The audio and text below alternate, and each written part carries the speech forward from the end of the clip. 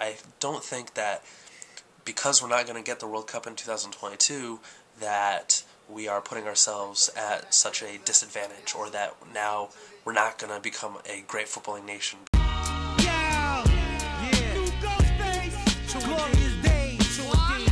Hey guys, today is December 3rd, 2010. So yesterday I uploaded my video about the 2018-2022 World Cup bid winners, of course Russia and Qatar.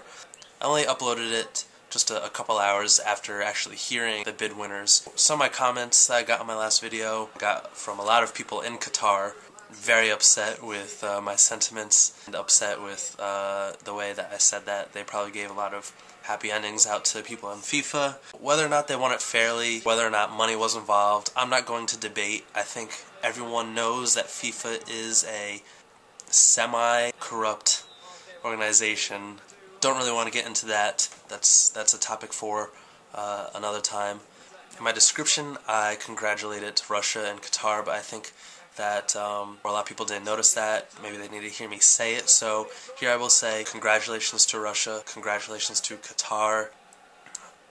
Obviously they have what FIFA wants, and I don't doubt that they will be decent World Cups. I mean, they'll probably be great World Cups. I don't know how many World Cups in the past couple tournaments that have been failures. Everyone thought that South Africa was going to be terrible, and it was a good World Cup. I think everyone got a kick out of the vuvuzelas, but it was a success. I believe that the World Cup for the United States was awarded in 1988. For a lot of people at that time, were down in the United States also. Everyone knows that that World Cup was the most successful one in terms of attendance to date. That being said, I believe that Russia will have a good World Cup. They are a strong footballing nation. I think about their run in Euro 2008. As far as Qatar is concerned, I know that in the Middle East they are really passionate about it. There are a lot of Saudi Arabian clubs that pay top dollar for aging soccer players the same way the MLS does. For example, I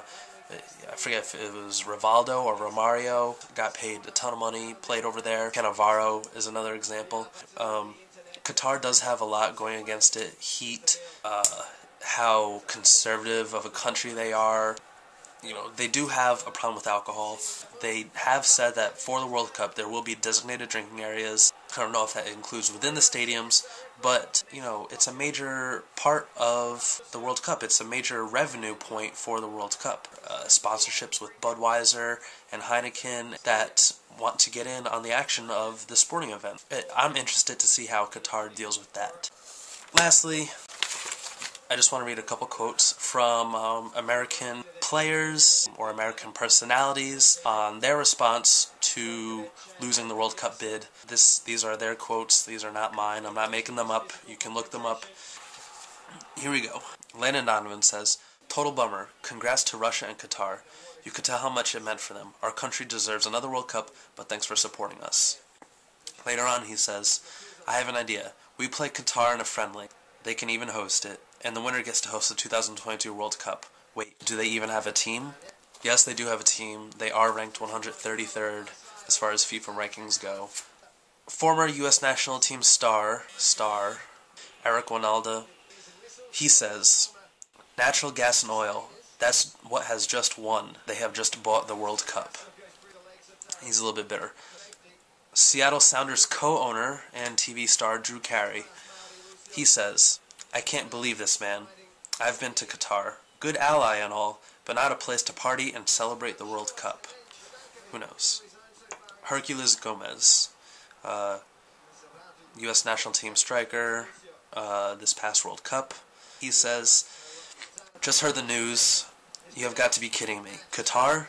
Guess FIFA doesn't want to set the bar higher than 94. It's a shame." Like I said, World Cup 1994, it is in the history books. That is the most successful World Cup to date. Columbus Crew and U.S. national team player Robbie Rogers says, "Wow, can't believe this.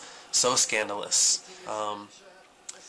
Italian national team player, but born in the U.S., born in New Jersey, Giuseppe Rossi says, "Qatar, really surprised about this one." So he keeps it pretty politically correct. Brian Ching, another forward for the U.S., Houston Dynamo, he says, "Ouch, I guess FIFA is trying to grow the game. South Africa, Russia, and Qatar. Disappointed. Thought the U.S. would have put on a great cup. Like I said, this is the sentiment of national team players in the United States. Like I said, I believe that Qatar will put on a good World Cup if they follow through with all the things that they promised, as long as it's air-conditioned. Chef Gordon Ramsay has a restaurant in Qatar. Man, that sounds so nasally. If Qatar can't follow through in their plans, and if FIFA decides that there's just going to be too many problems with this World Cup, then it would default back to the United States. I was reading a couple articles online, and I ran across this one on the BleacherReport.com. It was written by Paulie Questel.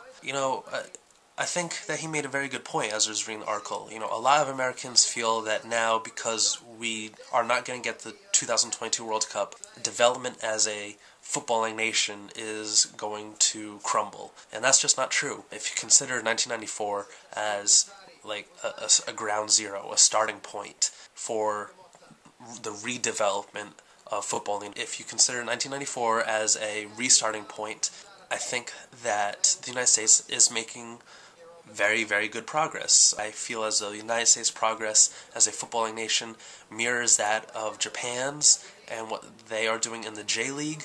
The J-League and the MLS has expanded and grown in terms of amount of teams in the league at a very similar rate. I don't think that because we're not going to get the World Cup in 2022 that we are putting ourselves at such a disadvantage. Or a lot of countries don't ever get the World Cup and have produced very good international players, such as Australia. Our youth development system is on the right track. The point that Paul Questel makes is that if the U.S. were to host the 2022 World Cup, they would automatically qualify. That would mean that they would not have to go through the qualification process, and that would take away from the best year to develop new players and to build a cohesive team. And I couldn't agree with him more. It's one of the few tournaments that CONCACAF teams get to play real important international games. I mean, you could say that, yeah, we have the Gold Cup, and every once in a while a CONCACAF team will get into the Copa America, but really, it's quite devoid. It's not like the Euros for UEFA. I mean, for us, the Gold Cup, it's you get qualification into the Confederations Cup.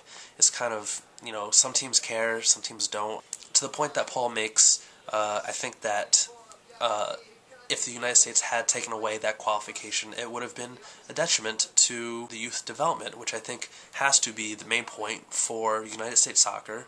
For a while, I mean, I realize that it's 12 years away, but I think that youth development needs to be the focus for quite some time, and actually has a pool of very good, high-class players. Not just like one Landon Donovan, but I mean to actually have maybe 10 or 11 of these kinds of players. You look at Spain, what are they doing with their youth development that they have strong players at all these other positions? France, they have strong players all over the field because the French league is an exporter league, and I think that's what the MLS has to be if we want to increase our national team strength. I digress, that will be for another episode.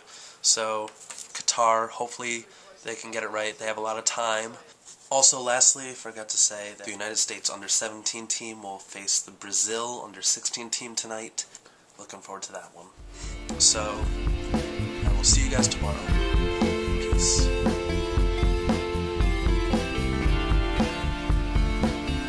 USA.